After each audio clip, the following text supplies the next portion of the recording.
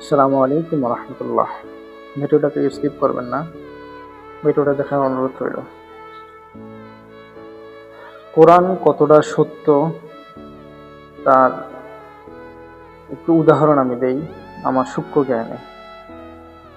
ছোট্ট একটি সূরা, সূরা লাহাব। সূরা লাহাব আল্লাহ তাআলা নাজিল করেন আবু লাহাবের মৃত্যুর প্রায় 10 বছর বা তার অধিক সময় আগে।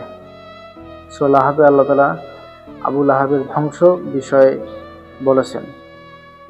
যদি আবু লাহাব মৃত্যুর আগেও যদি কোনো সময় বলতেন যে আমি কালেমা পড়েছি, আল্লাহকে মানি, তাহলে আল্লাহর কথা এবং কোরআন মিথ্যা হয়ে যেত। আসলে কোরআন কতটা যে সত্য সেটা সূরা লাহাব দেখলেই বোঝা যায়। যে দীর্ঘ একটা সময় 10 বছর বা তার অধিক সময় আবু লাহাব সময় পেয়েছিল আল্লাহ তাআলার কাছে সারেন্ডার করার জন্য।